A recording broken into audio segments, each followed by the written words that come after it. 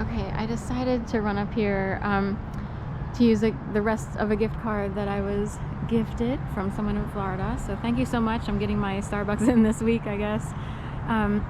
But this dealership here says Hall, Dealership Hall, Elantra, North Carolina, EFC 5780, Royal Blue, which technically is like the blue line or like police related. And someone ordered a coffee in there before mine would come up, and it was Christopher. And it made me think of someone who actually goes by the name Chris Hall. And this is how it worked. Like, that person would have no idea, more than likely, that this was going on. So I want to show like how gang stalking or messaging can work.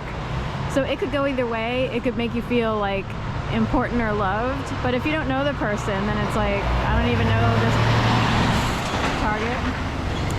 So I don't even know this person personally. I just know this is a YouTuber. But if I knew the person personally, say in Philadelphia, I would start to believe in my mind potentially that, say that person was in power somewhere, like in City Hall or local government or whatever. It could be a secret messaging, as if you were like a mistress or something, and you're cared for by that person. So this is old school messaging, like Italian style. A lot of people would feel like they were super important because it's possible they would see messages like this and it would come through really strong, very strongly. It's hard to explain. Like, some people ignore it, like, oh my God, that's ridiculous. But it can actually be put through in ways that are hard to understand. Then we have this Jeep Cherokee here with RAG, New Jersey, R24 RAG.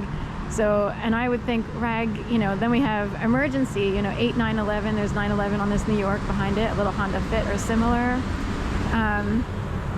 Now, I happen to be very mature, meaning actually, logically, numerically, I am menopausal.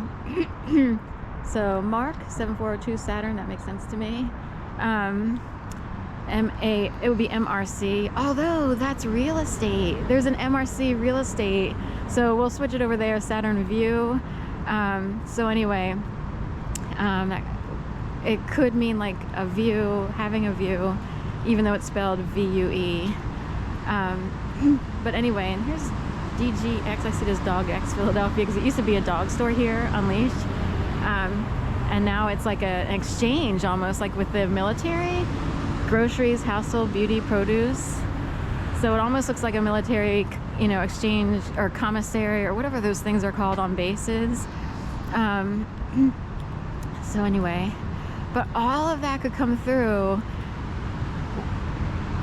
and it would be like someone would know that I was willing to walk all the way up here to use my Starbucks card and get a coffee this morning.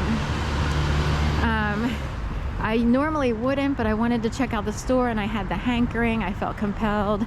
I was pulled to come all the way up here to use this Starbucks. Now, I can go for months on end and never go to a Starbucks because I save money and don't want to spend money, But if a card comes through, then I'll just use it. Anyway, so I'm up here on Callow Hill. I used to walk Callow Hill all the time because I lived all the way over west at 2600 Pennsylvania Avenue, and I worked all the way east down here on Broad Street at 401 North Broad, and that pretty much requires a walk all along Callow Hill. So for 3 years, like almost exactly to the day, 3 years. I know, I almost said 3.5, but maybe it's that. But I walked this stretch because I walked to work every morning and I walked back every morning. This is a brand new building here. Is it the Baldwin? There's a Baldwin Park up here, or behind this building. There's a Baldwin Park. Anyway, I forget what was here before. It's like always empty lot stuff. But I would make this trek in the morning, and afterward, Baldwin Park is up there,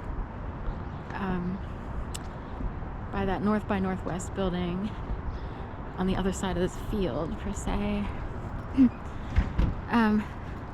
So anyway, and one of the sacrifices I made coming to Philadelphia back in 2000 was, to give up a car. I had a little, at the time, Volkswagen Volkswagen Fox. It was gunmetal gray with like orange or red accents, very light accents, tons of stickers, stick shift. You could almost see the street through the floor of where the foot pedals were. So anyway, so I made this walk every day, and I've had to leave there. They've since moved, that company I worked for, North American Publishing Company. Here's another hint. Even though it can help you get out of, like, I needed to leave Delaware and be able to have a normal job, you know, as an adult. It's like you keep trying to find like a normal, how can I make it on my own now? You know, you're supposed to be independent and stuff like that. Although these days, not many people are. A lot of people rely on their parents a lot longer than they used to. I no longer judge unless someone has a lot of money and could move out and never did. So that would be, I know someone, a guy who just never left, and the parents retired. They took on a new mortgage and he just sort of took over the house. Meanwhile, he was shoveling money in big time, trying to become like his own little millionaire-ish or whatever, like a mini, you know, wealthy person, while everybody else had to pay rent or figure out how to get on in life. And he really didn't.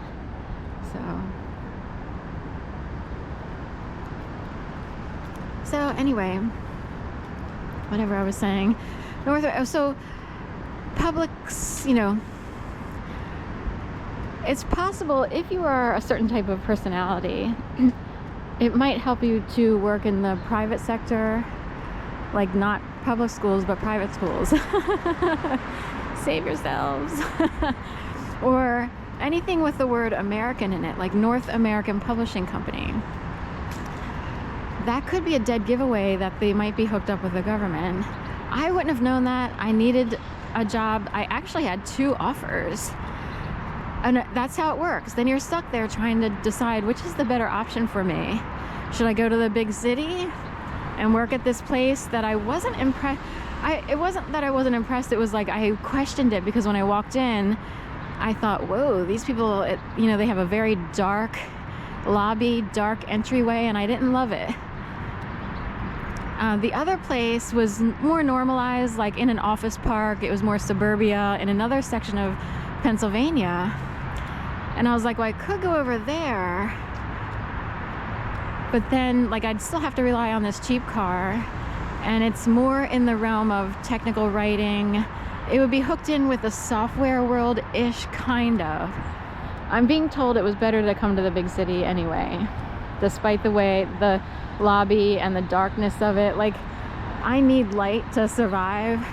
And I walked in and thought, ooh, this is the devil's lair here at North American Publishing Company. I wouldn't have thought devil, but it's in the realm of, could we lighten it up a little, you know? So anyway, I knew someone who worked there, a former editor of mine. She's actually the one who recommended. She's like, do you want to move up to the big city? And so she put it out there. The other job I heard about through someone I worked with at a really small, you know, the Newark Post in Newark, Delaware, and she was from the University of Delaware. More recently, she was a more recent grad. I had gone through several years, you know, trying to find myself and figure out where to work.